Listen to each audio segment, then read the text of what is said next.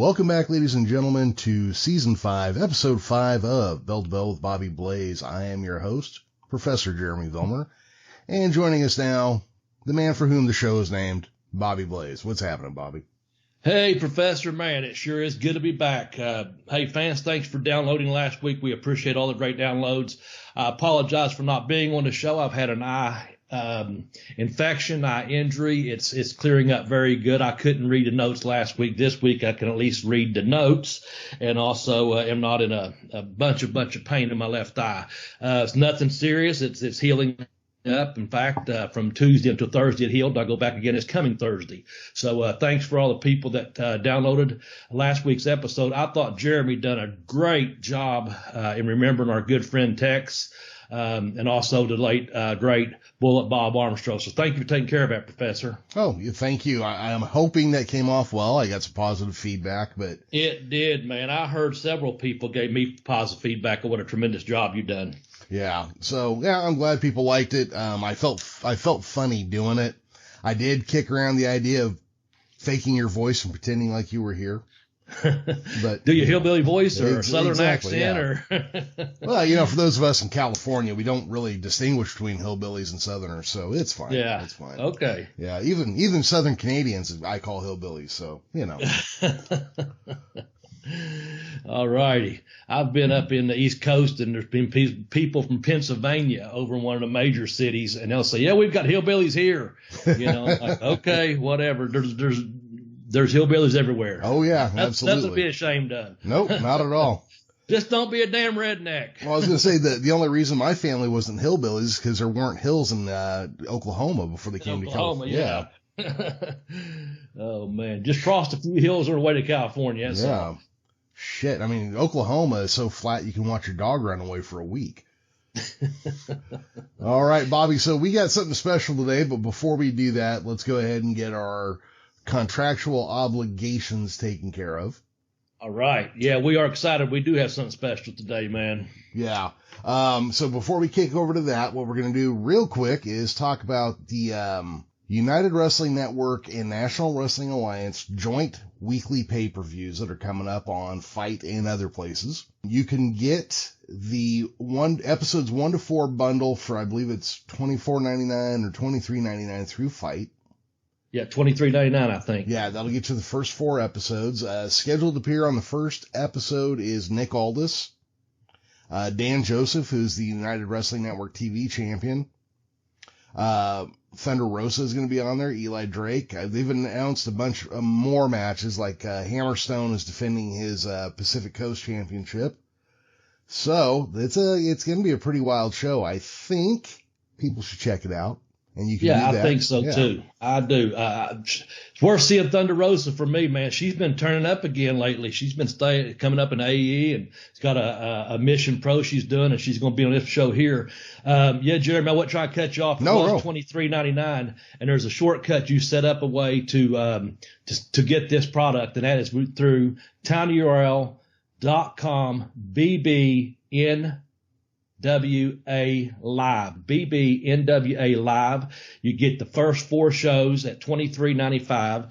And I think it's worth it, man, especially for people that just really enjoy professional wrestling, and that's on Fight TV, folks. And also we get a small kickback from it's one of our sponsors. We get a small little kickback to the program that we'll eventually put back in advertising, or who knows.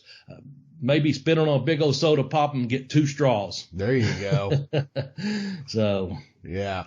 But anyhow, so you check it out. I know they've announced more matches since I originally wrote this note here. I can't wait to have the NWA back, though. Yeah, me too. Yeah. Oh, I see Aaron Stevens is going to be there. What do you know? Yeah, okay. Let's see here. Yeah, I don't understand where the national title fits in now that they've got the TV title, though. But, okay, yeah. Okay. One quick thing. I got a few shout outs last week. Do you see my man Mad Flavor Joey Diaz hit me up? Love you, Bobby. You know, Joey's one of my favorite comedians. He's living in California the last 20 years, and he moved back to New Jersey here in the last week or so, and I just sent him some best wishes. And it popped a few of my fans that are fans of his that know that I'm a fan, and it's like, oh, man, my worlds collided, man. Joey Diaz and Bobby Blaze in the same timeline. But it's just because I'm a fan of his, you know, and I think he's just being courteous to people that's wishing him well. But I do wish him well because I love that program. And a lot of people are leaving California, Jeremy. It's pouring the rain here. I know in Louisiana they're getting some hurricane coming through, and you're out there. Tell us what you're dealing with, because I went to bed last night. I looked at the news, and then when I called you this morning, you told me it wasn't a beautiful sunny day. No, What's going on? So it's actually a little bit lighter today than it has been. The sky has been orange for a week or two now, predominantly. Today it's like a hazy yellow. So if I just give you the rash of symptoms we got, there's so much smoke in the air that blue light cannot get through and only red light can. So that changes the color of the sky and the sun and everything. It has dropped the temperature 10 to 15 degrees here. There's just so much shit in the air. Now you got to remember too, I'm not in the fires. I'm in the valley that's kind of in between all of them. There is so much ash in the air. I'm not even washing my car anymore. You go out to your car in the morning, open the door, and the ash just kicks up and flies into your car. Man, yeah, I heard about the ash last night on the news before I went to bed. I was like, geez, that's got to be bad out there. Yeah, no, it's nasty. You know, I feel bad for all the people, you know, and it's not just us. It's Oregon is a mess right now. Washington is getting bad. I was talking to somebody the other day whose mother-in-law lives in British Columbia, and they said that the air is full of smoke there like you wouldn't believe. But I would, because last time I was in British Columbia, there were fires up there, so it was full of smoke anyways. But yeah, here on the West Coast, you know, it's just like all year long we burn now. But you know, global climate change is a hoax. Don't worry about it. We'll just go back to our thunderstorms and dry heat that cause another 1,625 fires as we go. Yeah, man. Yeah. I hear your sarcasm. Oh, did that come through? It's killing me. Oh, it's okay. All right, man. Let's cheer things up for a minute here. So yeah, we're going to have a special guest today, and I'm looking forward to that, man. I'm sure you are too, and I know all of our fans out there and on the Bell to Bell Bobby Blaze podcast are going to be really popping and hopping and tuning in for this download, man. They don't want to miss it, believe me. Yeah, I kind of feel like I kind of strong-armed you into this one by accident a little bit. No, I had been talking to this person on and off, and I kind of had a sense that this may happen for us. Okay. And yeah, we put it out there. You know, it's cool, man. People know too. You know that Bell to Bell on Twitter at Bell to Bell Blaze. I don't interact with that a whole lot. If I do, you'll see my name where it'll be. But Jeremy does put a lot of things out there, and I appreciate that. He knows how to do 2 accounts. I can barely run my own. But and of course I'm at Bobby Blaze 744, and Jeremy's at The Geekish Cast on Twitter. And there's a Facebook page, the Bell to Bell Bobby Blaze, Bell to Bell Blaze on there as well. But yeah, I saw that, but I had already been speaking to this gentleman, and rightfully so, with great pride. And man, it's just been a pleasure. And when that came up, I thought, well, this won't be too hard to at least ask. You know, that's all you can do. And you and I had even discussed one day after the program, before you sent that tweet out, you know, what's the possibility? And I said, well, you can just say no, you know, and we'll go from there. But going back with the week of the eye, I couldn't see. I was like, I'm not calling or talking to anyone unless, you know, emergency, of course. But I had, in the afternoon, it was clearing up enough. So when I saw those texts, I was like, okay, yeah, let me go ahead and make an effort here. Because, we had spoken 2 or 3 weeks prior to that. We had been speaking very, very regular. So, that's how it came about. Yeah. Well, see, and I didn't realize when I sent out that tweet, I wasn't even paying attention. I sent it from Bell to Bell, and I thought I was sending it from mine. Yeah. So it was later. It was like 2 days later when I was like, oh, fuck, that's what happened. Oh. No, it's all good, man. It's all good. I told you we've got a special episode with a very special guest.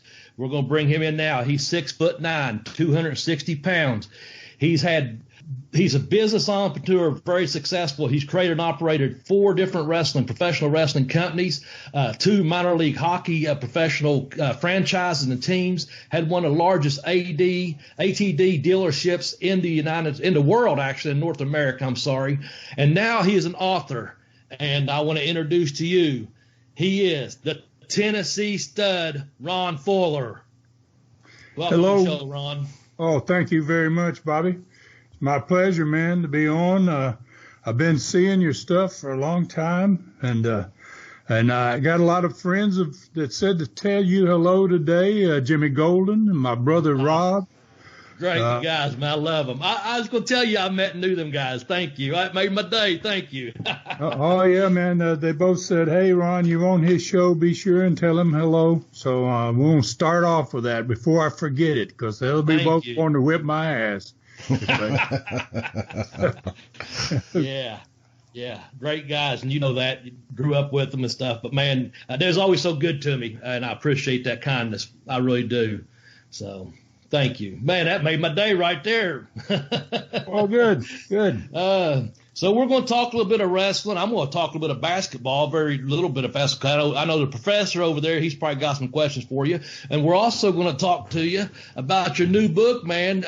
Kind of coincidental. There's a lion on the loose in Knoxville, but you've got a book about a killer lion on the loose in the Great Smoky Mountain. I started to say Great Smoky Mountain Mountains, called Brutus, man, and this is a 5-star read. And we're going to talk a little bit about that, because I want you to tell us about your line, if you don't care, at some point in this podcast. Oh, man, I'd love to. All right. Jeremy, you got anything to ask first? I'm going to ask basketball off the top real quick, if you don't mind. You know what? I want to cover this because my head always starts swimming when I try to get these lines straight. Ron, give us a real quick breakdown of how your family all fits together. The Fuller, Welch, Golden, Field, Hatfields and McCoys, or whoever I'm leaving out. If you wouldn't mind just kind of running us down where everybody fits in at. Jace, man, there's a whole lot of names involved there, but I come from the oldest and the largest wrestling family on the planet. There's more than, I think there's about 24. I may be missing somebody, but the people in my family who have wrestled, referee, promoted, owned companies, built wrestling companies. My grandfather started it all in 1920, was trained by the original Dutch Mantell. My grandfather's name was Roy Welch. My dad started, he changed his name to Buddy Fuller because there were already 4 Welches in the business at that time. Mm-hmm. We have some cousins that were named Hatfields, and when they started wrestling, they changed their name to Fields. There were 3 brothers, Lee, Bobby, and Don Fields. There's Jimmy Golden's family and his father. Gosh, we're spread out everywhere, and we are the premier, and we've had tremendous success in the business. My grandfather was the first one to ever become a promoter, so I'm not just a 3rd-generation wrestler. I'm a 3rd-generation promoter as well, and owner of companies and builders of companies. My dad built several wrestling companies. My grandfather built the biggest ever in the South. He was in 12 states at one time. Oh, wow. The Tennessee territory was massive. Everything from the Gulf Coast to Ohio was Roy Welch. It was big territory. So I'm big time in it. My family's big time in it. And I love it. I love it. I've had some success in other companies and other businesses, but my heart is in the sport of wrestling. Yeah, I don't know how it couldn't be. And that right there, people, is why I say the Fuller Welch clan is American pro wrestling. There you go. That kind of wraps it up. Ron, was there ever a time, I'll kick this over to you in just a second, Bobby. Was there ever a time you didn't think you were going to go into pro wrestling, or was that something you were sold on from a young age? Well, yeah.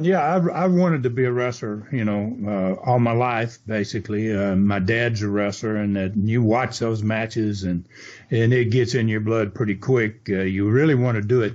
Oddly enough, though, I did start in 1970. I went down to Florida after I started in Georgia, and I had some pretty good success in Florida. And at one time, I had an opportunity to get in the real estate business in Florida, and I really really considered getting out of wrestling in about 1972. Which I would have had a 2-year career, practically nothing in wrestling. And thank goodness I changed my mind and I stayed in it. And because kind of Bill Watts came down there and took over the book, and he really liked me and he wanted to use me. And I kind of got back involved in wrestling. But, it's really what I wanted to do all my life. I never really considered doing anything, really seriously considering doing anything else. Yeah. Now you had that was you was in Florida from like 70 to 74, right before you came up to Knoxville and took that territory. Is that correct? Yeah. Yep. That's right. Yeah. Okay. So you was just about after 2 years of thinking about it, but you knew that wasn't going to happen. My question is going to be about basketball. Okay. You played Clemson for a season, I guess, but then you finished up the University of Miami. But you got to play against Artis Gilmore and Dave Cowens, and also UCLA was during their 10-year run. During that time, they was having their success. You got to play against one of those UCLA teams. The conversion, I think, athletically, how hard it was for you at 6'9"? I'm going to follow this up a couple of wrestling questions. How hard it was from you at 6'9", athletic as you were as a basketball player, for you to get into the wrestling? I know you've learned the shooting and the wrestling than working, but how easy or how hard was that being 6'9" and 260? Well, because you was athletic in the ring. That's what I'm getting at. Yeah. I wrestled all my life. My dad started me out shooting when I was about 6, 7 years old. I got into about the 3rd grade in school, and people find out my dad was a wrestler, and I got a lot of problems from older boys that said, they would pick on me and say, your daddy's a wrestler. I bet you're tough. And I dealt with a lot of stuff as a youngster about that age. And I finally asked my dad, I said, hey, you got to show me something, Dad. I got all this stuff going on, and I need to know how to get rid of this stuff. So he said, okay. And he just showed me a couple of simple things, Bobby. One of those deals was, he said, kids want to grab you in a headlock. He said, let them have that head, stick it out there, give it to them. As soon as they headlock, he said, crotch them between the legs, pick them up and drop them on the back of their head. There you go. And boy, that worked, And then after a while, that wasn't enough. I had a couple of guys found out what I was doing, and they were kind of blocking it. So I said, Dad, you got to show me another one. And he gave me, you want to stick the head out, boy, and give them that front face lock. Once they get that front face lock, wrap that arm around the back of their head, crotch that leg, and drop them on their head a different way. There you go. So, I started learning to wrestle, learning to shoot early on. Then when I went to Florida in 1970, they had the old snake pit down there. The Florida office had a ring set up. That's where they did their TVs. And they had that was a horrible place. If you were a mark and you decided you wanted to come in and see if you could be a wrestler, it wasn't a good place to show up. And I spent probably a year and a half in the snake pit with Bob Roop and Hiro Matsuda and Jack Briscoe, guys that were really, really tough, and really learning the finer parts of being a shooter. Right. Let me ask you real quickly, was you were talking the other day on one of your studcasts, I heard from the introduction, 1920, when your grandfather started wrestling and shooting and went undefeated for 2 years and stuff. You dropped a name. I think you was talking about Hacklesmith, and I think you was going to say Frank Gotch, but you said Carl Gotch. So I was just concerned, was Carl down there at the Snake Pit when you were down there by chance in Florida? Carl Gotch lived in Tampa. Yeah, I knew. That's why I asked. I used to live in Tampa too, and that's why I was asking. I was curious. Yeah, was Carl he back lived at that there. time with you? Yes. Yeah, So you had there. all these guys, the Briscoes, Bob Roop. So Bob Roop. Who else do you have? Oh gosh, a lot of guys showed up It there. had to be Billy unfair. Robinson showed up. Oh, jeez. Herb Calvert. A lot of shooters out of England came in. That's where we learned the snake pit. I always forget the guy's name that showed us the moving, the sugar hold, man. He showed us the greatest finish. Wow. Greatest shooting hold ever, probably. And And I remember the day I first saw that, and then my uncle Lester was in there that day, and there was a mark, and they were about twice a week you would have these marks come in.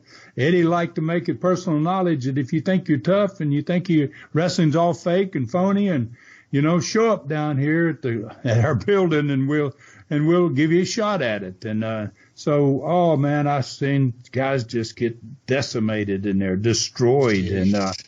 And in this particular day, we had the guy, shooter from England, and there was a mark in there. So Eddie says, okay, you take him, and he put the sugar hold on him. And my uncle, Lester, who was another wrestler in the family, my grandfather's brother, he's standing next to me.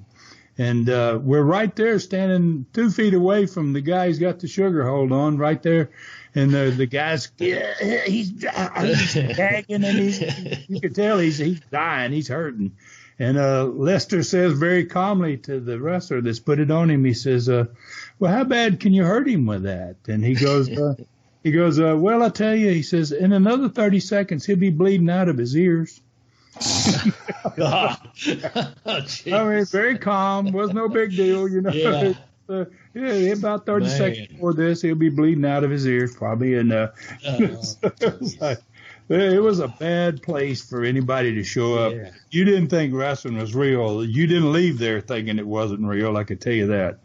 I heard that. Well, I have nothing but respect for that. Let me just say it. I'm going to shift gears real quickly before I throw it back to the professor over there. My next question about the wrestling was, I went back and pulled up some video of you, and that's where I was leading with I knew you had learned to shoot from a young age from your dad from listening to the Studcast, and I appreciate you sharing those stories with you with us. I didn't know it was that intense, but geez, my next thing will be working, man. You're 6'9", 260, 275 pounds, and I saw a perfectly executed arm drag. I saw you doing some arm drags before you was a Tennessee Stud as a babyface on some footage, and I was impressed. I used to love arm drags, and I also saw you not once but twice do a flying head scissor or a flying head mare. You went all the way from corner to corner and took someone over. I think, in fact, it might have even been Buddy Landell and Continental on one of the tapes. But I was like impressed that you're that big and that tall, and you're doing those kind of moves, man. It's just, and it was wrestling, it was just wrestling. You was out there working, and just showing what an athlete you were, I was just impressed with that, with that type of style you was doing for your size, Yeah, what I did, Bobby, when I started getting tall at about 16 years old, and much taller than anybody in my family. And my dad told me, he says, son, you're going to be a lot taller than everybody else. He says, you need to try to develop yourself and your skills in wrestling so that you can wrestle and make moves and do everything anybody else can. Don't limit yourself because you're big and tall.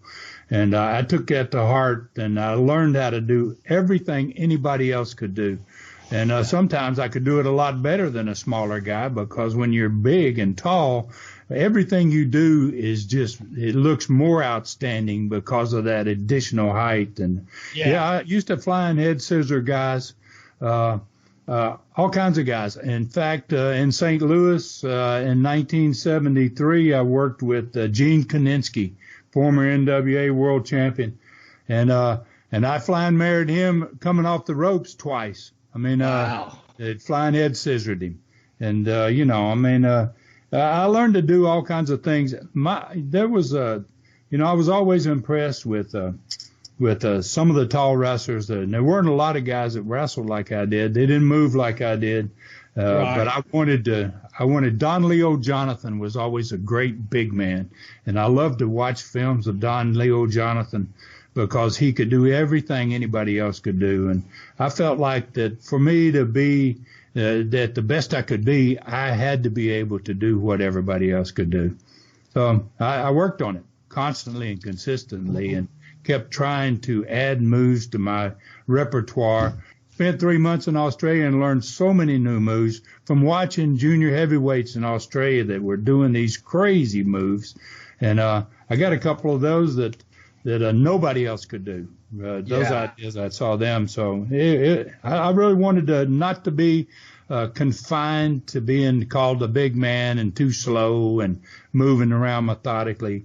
I wanted to be fast. Yeah, that's exactly where I was going with that question. Thanks for answering so in depth like that, because you just didn't work like a big man. You worked like you could work and wrestle and stuff. The other thing, and I'm gonna turn over to Professor. I've got to go to so many places and work with so many places that you've been at, and many years later, of course. And that's why I'm just so I just love the Studcast. Tell us where we can find you out on the Studcast real quick, and then Jeremy, you blend in there and ask a question, whatever, before we go into Ron's latest venture of being an author with his book Brutus. Okay, sure thing. So tell us about that Studcast there, Ron. Okay, I love it.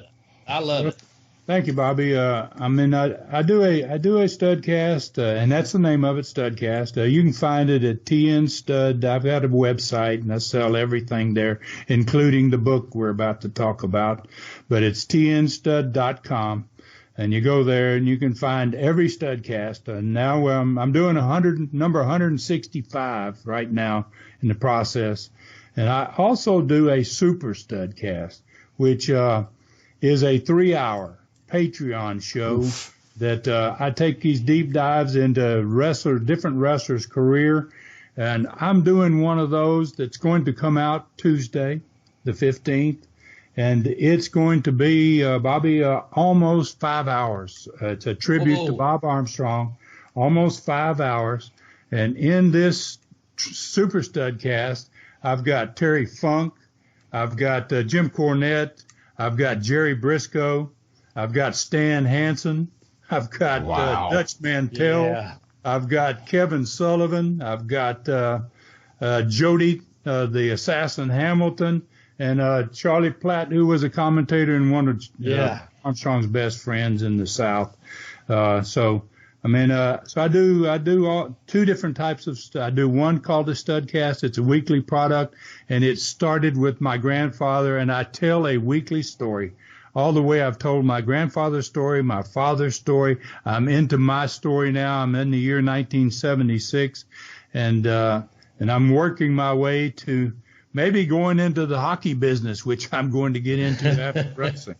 So it's well, that's a Super Studcast. That's at patreon.com/Studcast, right? That's correct. Only $2.99 for this time. It's going to be almost 5 hours, you said. So again, folks, that's patreon.com/Studcast, and for $2.99, you can give this great tribute that's got all these great stars that Ron just mentioned, in tribute to Bob Armstrong. It's coming out this Tuesday, the same day that our podcast is coming out. So that's great, Ron. Thank you for your time, Jeremy. If you have anything else to finish up wrestling, go ahead, and then we'll get into this great book by Ron. I've got a wrestling question and a couple podcasting questions to cover real quick, because obviously podcasting is an interest of mine. But when you were trying to unmask the Bullet, how did you feel when Gordon Soley went to black? Oh, yeah, that was crazy, wasn't it? That was a great angle. That was. Bob Armstrong and I just had so many tremendous matches and went back and forth. We made a career, basically, half of a career at least, out of just wrestling each other. Started wrestling him in 1978 when I was a heel. He was a babyface. He turned heel in 1982 against me. I came back and then he came back as a babyface and a partner of mine, and then I turned on him, and my brother and my cousin joined my side, and Bob had 4 sons. It just would turn into a feud that went for years. And that was a situation in where Bob had been lost. I had beat him in a loser leave town match, and he came back as a masked wrestler called the Bullet. And the deal was, if we got his mask off, that he was going to be banished from Continental. At this point, it was Continental Championship Wrestling. It was the third wrestling company that I had built. Gordon Soley was the commentator. We had set him up big time, man, and we ended up with him. He was in a cage, and we got his mask about off of him, and his boys came down. They couldn't get in the cage. We pounded their hands when they got climbing over the top and knocked him off, and eventually pulled his mask off.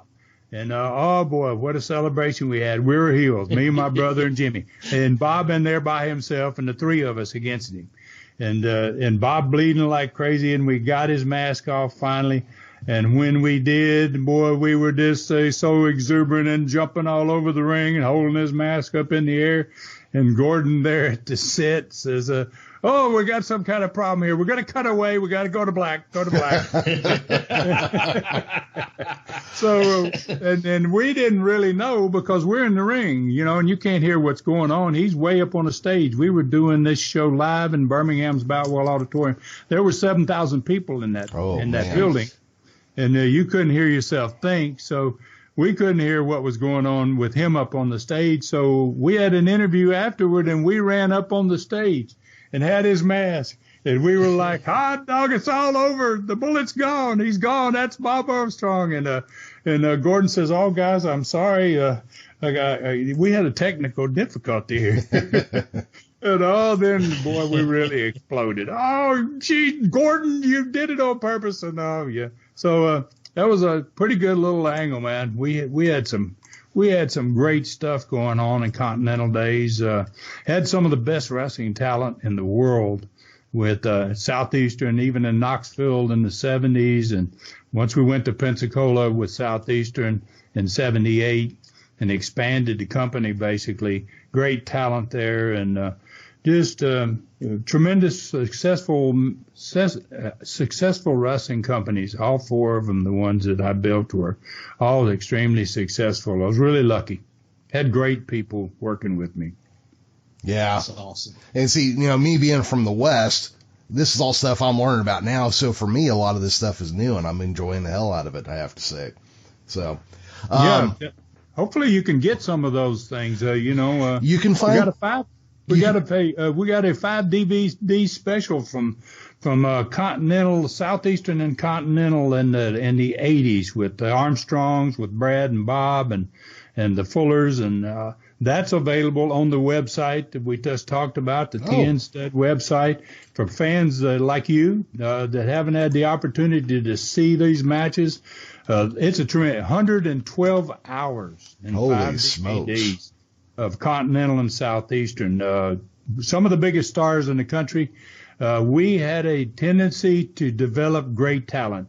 Hulk Hogan came from us. The Honky Tonk Man came from us. Arn Anderson came from us. A lot of the big stars. David Schultz came from our company. A lot of the great stars that went on to make huge names for themselves came out of Southeastern or Continental Wrestling. That's awesome. That is. So I gotta ask you, as far as getting into podcasting goes, before you started one, were you a consumer of podcasts, or was this like a whole new thing when you started? I've never listened to a podcast, to be honest with you.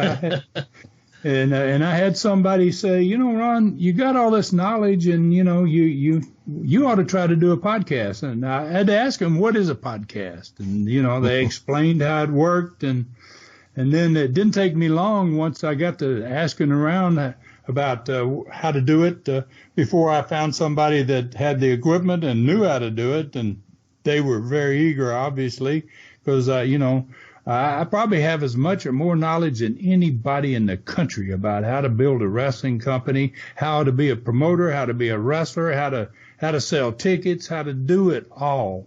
And that's basically what I do on my Studcast is I don't just talk from a wrestler's perspective.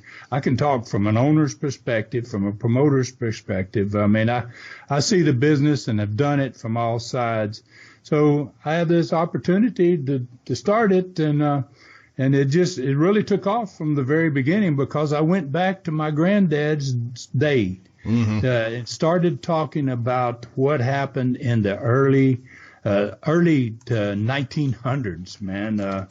When he started training, and I got into Dutch Mantell, the original Dutch Mantell, and how he taught my granddad to shoot. I got stories of them going to Houston, Texas, and the original Dutch knocking the guy's eye out. And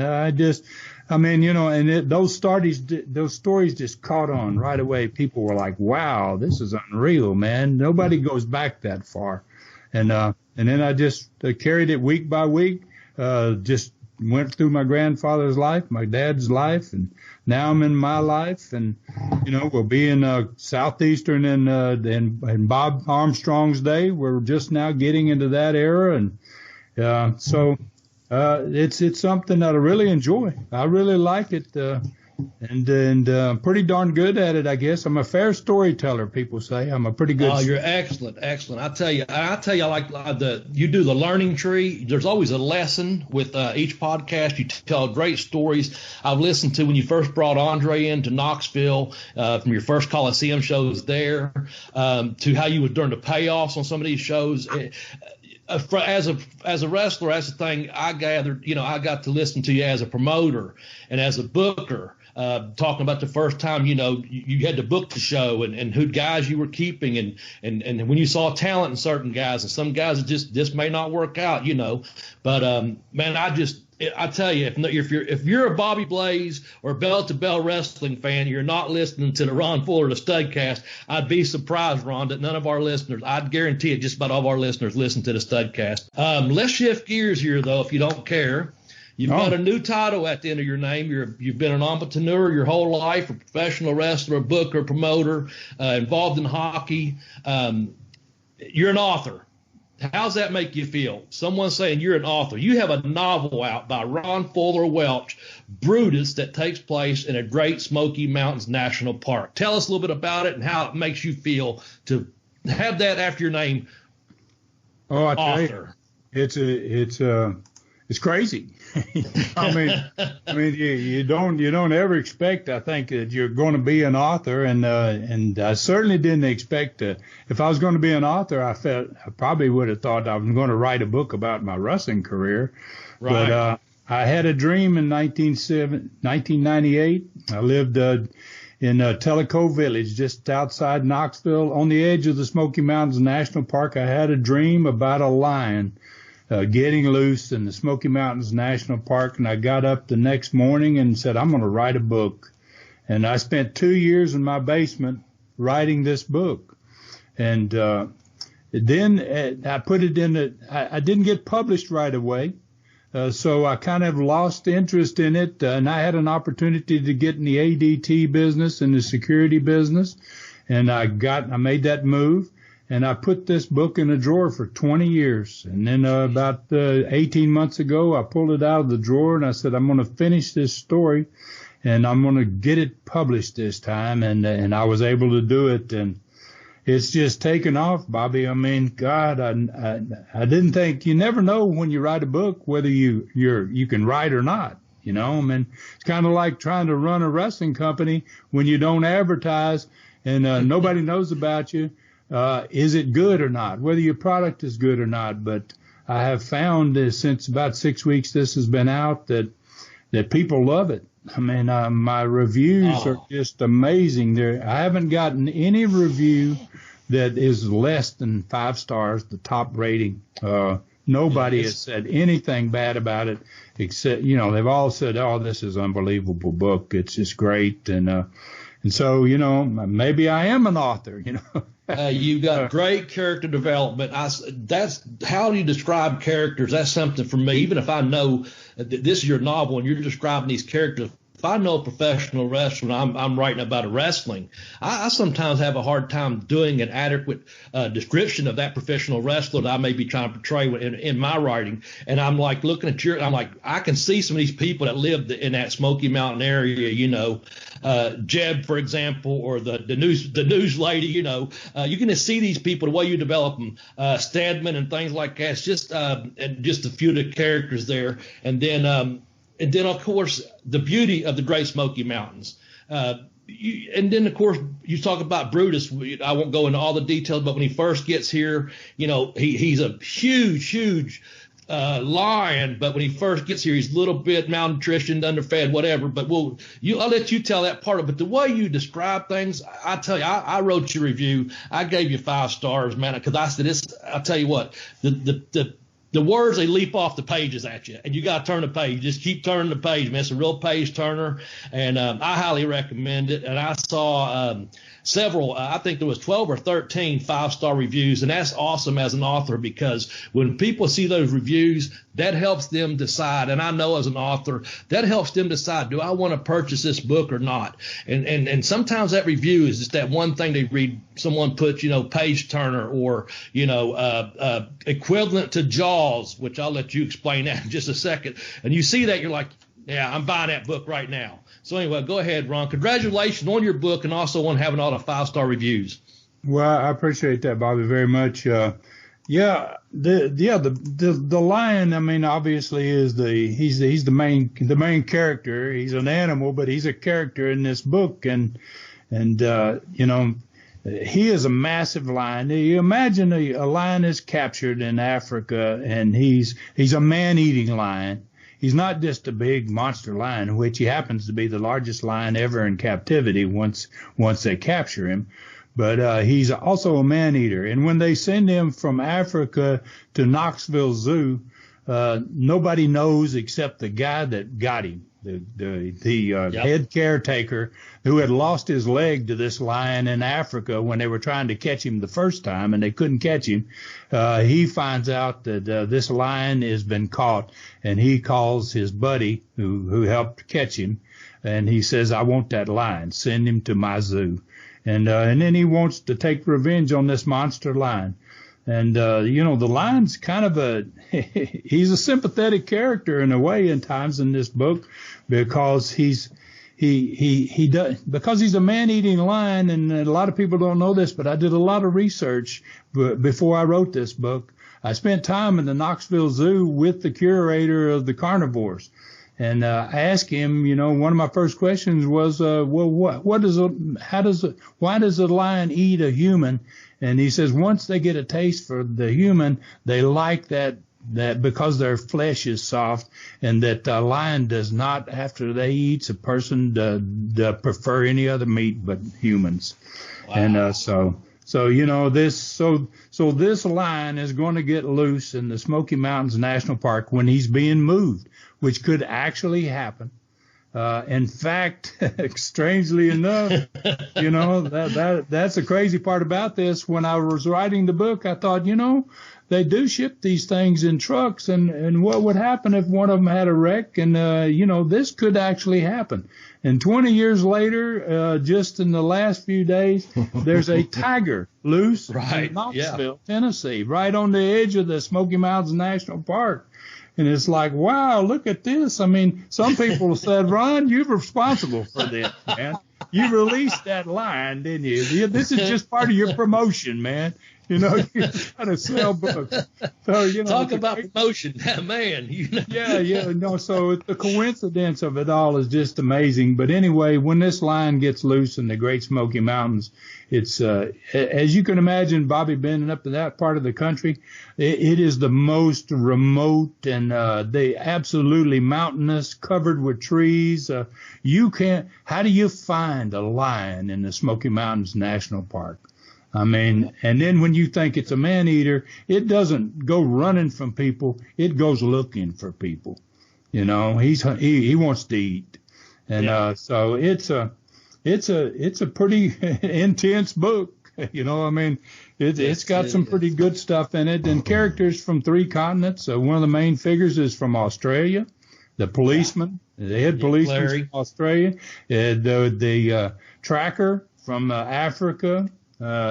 Natu is a tremendous character. So you've got people. It takes people from 3 continents to catch this lion, to finally get to this lion.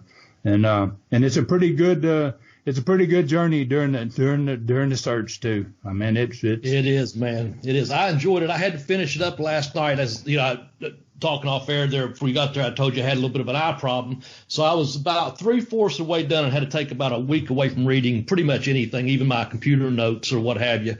But I was so glad, and I'll tell you, I'm so honored because I have an autographed copy, people. And when Ron sent this to me, man, I was honored, and I jumped right on reading it. I'm an avid reader. Ex-natal last week or so, we'll say that. But, man, it just made me feel so good. And you're a fine author, Ron. And I tell you, if you just go to you want an autographed copy, go to tnstud.com and get you an autographed copy. Of course, you can get on Amazon. It's available there. You can see the reviews there. I think, heck, there might be 13 or 14 5-star reviews. I don't know, but if I were you, wrestling fans, listen to Bobby Blaze. If you listen to nothing else today, I want you to go to tnstud.com and get you a copy of Brutus and have Mr. Ron Fuller autograph that for you. So, what do you think, Ron? I appreciate it, Bobby. You know, I really thought of you because you're an author, man, and you know, you've been so good, man. You and I have you've been helping me since I started my first Studcast, and you've been retweeting and just doing things to help me, and I really appreciate it. I've never laid eyes on you, but someday we will meet, my man. Yes, sir, we will. I want you to know, you know, I really do appreciate what you do for me. I appreciate that too, Ron. First of all, I want to tell you, tell Rob and Jimmy I said hey. I appreciate that very much, and I look forward to meeting you in person one day. We've met on Twitter, and I know you're on Twitter and on Instagram at Ron Fuller Welch. And one thing about that, Ron, the reason I wanted to help you is because I learned on there's a lot of authors that help authors, AHA, you know, and I saw a fellow wrestler and I had a book out there. I'm going to retweet, and also the Studcast, you know, that's something I really obviously, you know, like and enjoy. So that's what Twitter's not the best way to communicate long word like we've had here today with all the storytelling, but when you can link it to a podcast and tell those stories, or to your novel, or to your book, or to your writings, you know, that's one of the things about it. So I had no problem saying, hey, man, I got to send out some retweets to get Ron's book out there, or to get his Studcast out there, whatever. That's just the way it is. Plus, I try to keep my Twitter. That's my only social media. I'm at Bobby Blaze 744. Jeremy's at the Geekish Cast. And like I said, Ron is at Ron Fuller Welch, all on Twitter. I'll let you both give out your other addresses if you'd like. But I do that, Ron, because I love doing that. And that's my social media that I like doing, and that's trying to pay it forward, if you will. But I do look forward to meeting you one day in the near future when everything clears up. Maybe we'll do some traveling, or be on the same show, or a card show, or even at an author's booth together or something. Who knows? So, but thank you so much for taking the time out of your busy day to come on to the Bell to Bell with Bobby Blaze podcast. And I'm just going to hush up and let you and Jeremy finish up. But Ron, just thank you from the bottom of my heart. I wish you much, much continued success, and anything I can do to help you and get your book or podcast out there, I'll be more than glad to do it. So thank you, my friend. Thank you, Bobby. I really appreciate it. Ron, I got to ask, not trying to pigeonhole your book or anything, is it more leaning towards a suspense story or a horror story? It's a thriller. Okay. That's the way I would put it. In fact, several of the people that have reviewed it, they compare it to Jaws. Okay. It's a Jaws on land, basically. And, yes. And this set of Jaws is it's not quite as big a mouth, but probably a more painful way to die. You know, if this lion got a hold of you, than even the shark getting you. So I think people will find it to be an extremely different story, unlike anything they've ever read before. Okay. And then I got to ask, because over here where I'm at, we have mountain lions that even come into the cities now. There's matter of fact, there's been one loose in my city, and we don't even have like trees or anything to hide in. It still disappears. Are African lions, are they ambush predators as well, or do they hunt in a different way? Oh, this boy's an ambush predator, and this lion, because it took them 2 times to capture him. He got away the first time. They almost had him on Mount Kilimanjaro. He went 10,000 feet up the mountain where lions don't go, and he escaped from them. And the second time he gets trapped, and then he gets sent to the zoo. Well, when he gets out into this park, he's a very, very smart animal, and he's uncatchable, because at this point he's not going to be caught again. He's like he has an attitude almost like I've seen this before. It ain't going to happen, and so a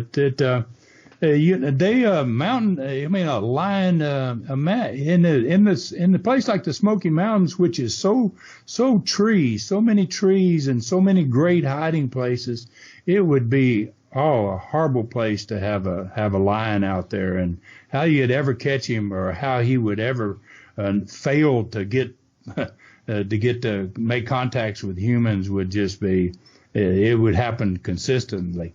It'd be a horrible experience if this were to really happen. It would really be a horrible thing, because it would be just darn near impossible. You can't catch him with a helicopter. You can't see him from a plane. You can't catch him from above. You can only catch him from below and on the ground. Yeah, that's actually a terrifying thought, because lions, the African lion is so much bigger than the mountain lion that we're used to here in the States. And mountain lions over here, at least in California, I used to live in an area where they kill a person every other year or so. Ron, as far as reading goes, are you a big reader? What's your book consumption like? I'm not a big reader, and I hate to say that, but I've never been a big reader. I've run my own companies. I've been busy all the time. I don't really have a whole lot of time to read. I wish I did have time to read more than what I do. And when I started writing the book, I thought it was kind of odd, like, here you are, man, you're going to write a book and you never read a book, I wish I did, and now I have less time than ever, because I do the 2 studcast. Basically I'm doing 2 studcast every week, and I don't have the time for it, but, I have read certain books, and obviously, I read Jaws, one of the few books I've ever read, simply because I think I watched the movie first.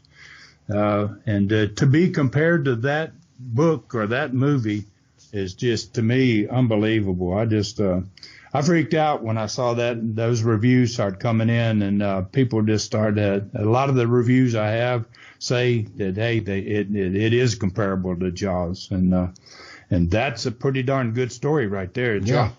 Yeah, absolutely. It really is. So as far as your podcast goes, what is the thing you enjoy most about doing the podcast? What keeps you going on that? I like teaching. There's so many wrestling fans that are old school, and the old school fans appreciate how it was done, and there's a lot more to wrestling than just the match and just the wrestlers in the ring. When you are in charge of, you're a booker or you're an owner of a company, it's a very involved and intricate business, wrestling, professional wrestling. And it is so creative. I mean, gosh, it gives you the opportunity to just go crazy with your creativity, and who you put together and how you put them together and how you rematch them, and then what kind of angles you're going to work. And so I have that opportunity with my regular studcast. I don't do this in the super studcast much because I'm focused on a particular wrestler or a particular subject. But in my regular studcast, I have the opportunity to teach. And I have a segment at the end called The Learning Tree. And I also have a segment on the top called Today's Training. And I just like to speak to the fans out there to give them an inside look at what they always wondered about. How the heck does this guy come up with this, and why did they do that, and the hows and the whys I try to answer for fans, and I think they really love it. It's you don't get that in many podcasts, and so that's probably what I really enjoy the most about it. I mean, I got my family's history, which is, thank goodness, it's awesome. It's storytelling wise. My grandfather trained the first wrestling bear. I mean, it's just everything in it. I mean, we've done it all in wrestling, and so I have that. But I've really now got this got this training going on where I really get to talk to fans about all aspects of it. I enjoy the heck out of that. I feel like that my fans that listen to my Studcast are probably the most knowledgeable fans in wrestling. They're going to learn how it was all done from the bottom to the top. Yeah, it's your family has been in pro wrestling since before it was actually a worked system too. Because when Bobby and I, when we come up with 1925 was the first championship match, we can definitely say was worked. And yeah. So your family has a history in the business that is 5 years older than that, which puts your family at 100 years now. 100 years. 100 years. Wow. 1920 to 2020. We're 100 years this year in the ring with my family. That is incredible. Any younger members of your family coming up? Jimmy Golden's got a son named Bobby who wrestles. Okay. I have a son named Chad who had one match, enough to say he had a pro career, but he didn't have a long career. But Jimmy Golden's son, Bobby, still wrestles. And and Jimmy still wrestles sometimes. And, kind of like Bob Armstrong, that's was wrestler for 60 years, almost 6 decades. Wrestlers, old school wrestlers, some of them are still at it, and hats off to them, man. I don't know how they do it, but there's still some of them out there. Yeah, didn't you do a tag match in the last year or two? Yeah, I'm sure Bob's worked. Sure Bob did, and yes, Bobby worked in Dothan, Alabama. Yeah, and I think he's worked some shows in the state of Tennessee, somewhere around the Knoxville area. And he still, I think, works from time to time. So our family is still going 100 years later. That's incredible. Started with Roy, my grandfather, and 100 years later, we still got a family member in the ring. Anything you miss about actually wrestling itself? I miss it all, man. Yeah. I loved it. God, there's no better sport than professional wrestling, and it was a great, great way to make a living. Then when I decided I wanted to take the next step and own my own company and be my own booker and run the whole show, it is just, I miss it every day. And then I'm sure my grandfather and my father and those before me, when they've had to retire, it was a sad experience. I was lucky. I got into another business entirely, another sport. And had a tremendous time there, and then great success in minor league hockey, fantastic success, and I've done some other things, but I'll never I'll never have anything I care for more than wrestling. Yeah, and that's awesome. That is. I got one last question, so Bobby, after that, you can figure out if we want to wrap up or what. But Ron, I have often heard you referred to as the Johnny Cash of pro wrestling, which I believe it was Jim Cornette who coined that phrase. You're known as a great storyteller. Do you feel like you were a good storyteller before wrestling? Did wrestling help you develop the storytelling? Do you have any thoughts on that at all? Well, I grew up in a wrestling family, and wrestlers tell stories. Mm-hmm. It's just a matter of fact. You were in these cars for hours and hours and hours, and guys just would tell stories. I mean, and a lot of them were made up, no doubt. Sometimes I just miss those road trips, Ron. It was a great experience. And some guys you would think, well, he's telling true one, and some guys you were going, oh, ain't no way that's a true one. But you still got these stories that were just circulated around all the time, and it was a daily experience. And so it was easy for me, to tell stories, and I like to tell the true stories because truth is stranger than fiction. I mean, when I tell true stories, some of my true stories, people will go, that is definitely not true, and it is absolutely true. I mean, it's a wonderful. It's a wonderful ability to have to remember. And thank God I come from a family who was not your ordinary family. Any wrestling family that's 100 years in the sport, they're not an ordinary family. And there are such stories in my history, and my family is amazing. stories by the thousands about from everybody in it. They're just crazy people. To be a wrestler, you got to be a little bit nuts. You know? That's what I would think. Yeah, you got to be a little off to want to do that, and off people are the ones that they're fun. You know, they're going to do something that you can tell a story about. So you got plenty of stories when you're around wrestling. That's outstanding. Absolutely. Ron, thanks again. Now listen, folks out there, you can find Jeremy at thegeekiscash.com. There's a joint account on Twitter at Bell to Bell Blaze. You can follow me at Bobby Blaze 744 all on Twitter. If you'd like to follow Ron, listen to me. This will be a great follow for you. You can follow him on Twitter and Instagram at Ron Fuller Welch. On Facebook, he's at Ron Fuller, the Tennessee Stud. You can go to tnstud.com and get any of his book or any other merchandise.